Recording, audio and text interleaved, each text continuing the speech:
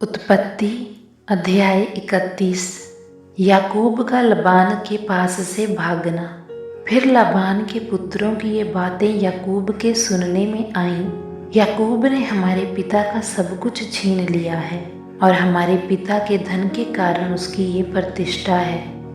और याकूब ने लबान के मुख पर दृष्टि की और ताड़ लिया कि वह उसके प्रति पहले के समान नहीं है। तब यहोवा ने याकूब से कहा, अपने पितरों के देश और अपनी जन्मभूमि को लौट जा और मैं तेरे संग रहूंगा। तब याकूब ने राहेल और लिया को मैदान में अपनी भेड़ बकरियों के पास बुलवाकर कहा, तुम्हारे पिता के मुख से मुझे जान पड़ता है कि वह मुझे पहले के समान अब नहीं देखता, पर मेरे पिता का परमेश्वर मेरे संग है। तुम भी जानती हो कि मैंने तुम्हारे पिता की सेवा शक्ति भर की है, फिर भी तुम्हारे पिता ने मुझसे छल करके मेरी मजदूरी को 10 बार बदल दिया, परंतु परमेश्वर ने उसको मेरी हानि करने नहीं दिया। जब उसने कहा, चित्ती वाले बच्चे तेरी मजदूरी ठहरेंगे, तब सब भेड़ बकरियां चित्ती वाले ही जनने लगी। और जब उसने कहा, धारी वाले बच्चे तेरी मजदूरी ठहरेंगे, तब सब भेड़ बकरियां धारी वाले जनने लगी। इस रीति से परमेश्वर ने तुम्हारे पिता के पशु लेकर मुझको दे दिए।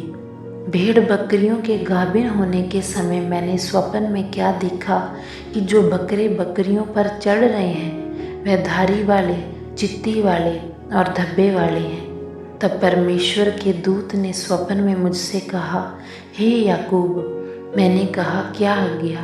उसने कहा, आंखें उठाकर उन सब बकरों को जो बकरियों पर चढ़ रहे हैं देख कि वे धारी वाले और चित्ती वाले और धब्बे वाले हैं, क्योंकि जो कुछ लबान तुझसे करता है वह मैंने देखा है।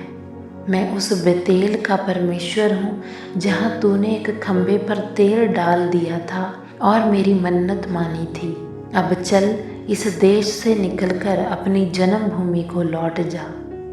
तब राहेल और लिया ने उससे कहा, क्या हमारे पिता के घर में अब भी हमारा कुछ भाग व वंश बचा है? क्या हम उसकी दृष्टि में पराए ना ठहरें?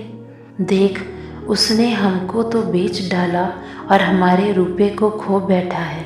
इसीलिए परमेश्वर ने हमारे पिता का जितना धन ले लिया है वह हमारा और हमारे बच्चों का है। अब जो कुछ परमेश्वर ने तुझसे कहा है वही कर। तब याकूब ने अपने बच्चों और स्त्रियों को ऊँटों पर चढ़ाया और जितने पशुओं को वह पद्दनराम में इकट्ठा करके धनाढ़ हो गया था, सबको कनान में अपने पिता इसहाक के पास जाने के विचार से साथ ले गया। लबान अपनी भेड़ों का ऊन कतरने के लिए चला गया था और राहेल अपने पिता के गृह देवतों को चुरा ले गई। अतः याकूब लबान अरामी के पास से चोरी से चला गया। उसको ना बताया कि मैं भागा जाता हूँ। वह अपना सब कुछ लेकर भागा और महानद के पार उतरकर अपना मुंह गिलाद के पहाड़ी देश की ओर किया। लबान द्वारा याकूब का पीछा करना। तीसरे दिन लाबान को समाचार मिला कि याकूब भाग गया है, इसलिए उसने अपने भाइयों को साथ लेकर उसका 7 दिन तक पीछा किया और गिलाद के पहाड़ी देश में उसको जा पकड़ा। परंतु परमेश्वर ने रात के स्वप्न में अरामी लबान के पास आकर कहा, सावधान रह, तू याकूब से ना तो भला कहना और ना बुरा। और लबान याकूब के पास पहुंच गया। याकूब अपना तंबू गिलाद नामक पहाड़ी देश में खड़ा किए पड़ा था और लबान ने भी अपने भाइयों के साथ अपना तंबू उसी पहाड़ी देश में खड़ा किया। तब लाबान याकूब से कहने लगा, तूने ये क्या किया कि मेरे पास से चोरी से चला आया और मेरी बेटियों को ऐसा ले आया मानो तलवार के बल से बंदी बनाई गई हूँ। तू क्यों चुपके से भाग आया और मुझसे बिना कुछ कहे मेरे पास से चोरी से चला आया?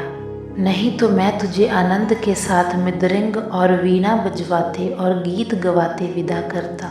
तूने तो मुझे अपने बेटे बेटियों को चूमने तक न दिया। तूने मूर्खता की है।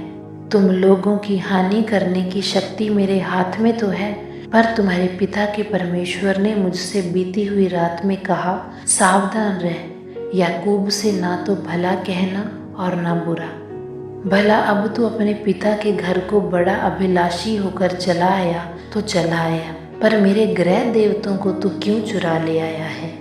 याकूब ने लबान को उत्तर दिया, मैं ये सोचकर डर गया था कि कहीं तू अपनी बेटियों को मुझसे छीन ना ले।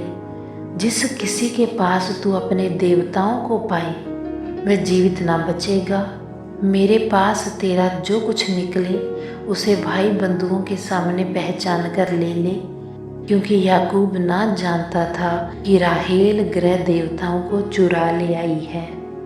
ये सुनकर लबान याकूब और लिया और दोनों दासियों के तंबुओं में गया और कुछ ना मिला। तब लिया के तंबू में से निकलकर राहेल के तंबू में गया। राहेल तो गृह देवताओं को ऊंट की काठी में रख के उन पर बैठी थी। लबान ने उसके सारे तंबू में टटोलने पर भी उन्हें ना पाया।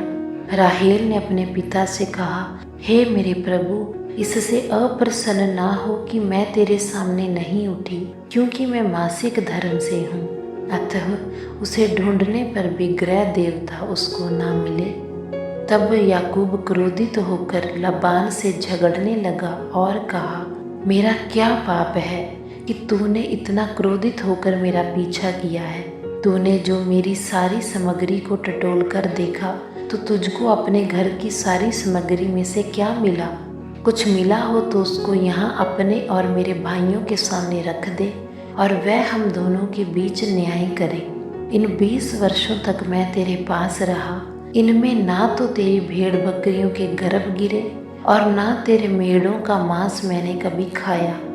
जिसे बनैले जंतुओं ने फाड़ डाला उसको मैं तेरे पास ना लाता था, उसकी हानि मैं ही उठाता था। चाहे दिन को चोरी जाता चाहे रात को, तू मुझ ही से उसको ले लेता था। मेरी तो ये दशा थी कि दिन को तो घाम और रात को पाला मुझे खा गया और नींद मेरी आंखों से भाग जाती थी। 20 वर्ष तक मैं तेरे घर में रहा। 14 वर्ष तो मैंने तेरी दोनों बेटियों के लिए और 6 वर्ष तेरी भेड़ बकरियों के लिए सेवा की, और तूने मेरी मजदूरी को 10 बार बदल डाला। मेरे पिता का परमेश्वर अर्थात अब्राहम का परमेश्वर, जिसका भय इसहाक भी मानता है, यदि मेरी ओर ना होता तो निश्चय तू अब मुझे छूछे हाथ जाने देता। मेरे दुख और मेरे हाथों के परिश्रम को देखकर परमेश्वर ने बीती हुई रात में तुझे डांटा। याकूब और लाबान के बीच संधि। लाबान ने याकूब से कहा, ये बेटियां तो मेरी ही हैं और ये बच्चे भी मेरे ही हैं और ये भेड़ बकरियां भी मेरी ही हैं, और जो कुछ तुझे देख पड़ता है वह सब मेरा ही है। परंतु अब मैं अपनी इन बेटियों और इनकी संतान से क्या कर सकता हूँ? अब आ, मैं और तू दोनों आपस में वाचा बांधें और वह मेरे और तेरे बीच साक्षी ठहरे। तब याकूब ने एक पत्थर लेकर उसका खंभा खड़ा किया। तब याकूब ने अपने भाई बंधुओं से कहा, पत्थर इकट्ठा करो। ये सुनकर उन्होंने पत्थर इकट्ठा करके एक ढेर लगाया और वहीं ढेर के पास उन्होंने भोजन किया। उस ढेर का नाम लबान ने तो यज्र साधु था, पर याकूब ने गिलियाद रखा।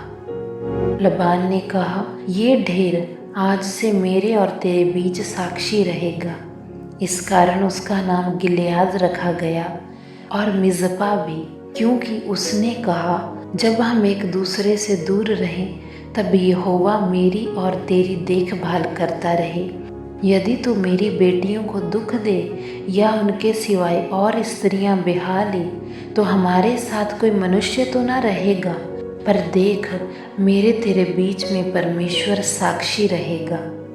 फिर लाबान ने याकूब से कहा, इस ढेर को देख और इस खंबे को भी देख, जिनको मैंने अपने और तेरे बीच में खड़ा किया है। ये ढेर और ये खंबा दोनों इस बात के साक्षी रहें कि हानि करने के विचार से ना तो मैं इस ढेर को पार करके तेरे पास जाऊंगा और ना तो इस ढेर और इस खंबे को पार करके मेरे पास आएगा। अब्राहम और नाहोर और उनके पिता तीनों का जो परमेश्वर है वही हम दोनों के बीच न्याय करे। तब याकूब ने उसकी शपथ खाई जिसका भय उसका पिता इसहाक मानता था, और याकूब ने उस पहाड़ पर मेल बलि चढ़ाया और अपने भाई बंधुओं को भोजन करने के लिए बुलाया। तब उन्होंने भोजन करके पहाड़ पर रात बिताई। भोर को लाबान उठा और अपने बेटे बेटियों को चूमकर और आशीर्वाद देकर चल दिया और अपने स्थान को लौट गया।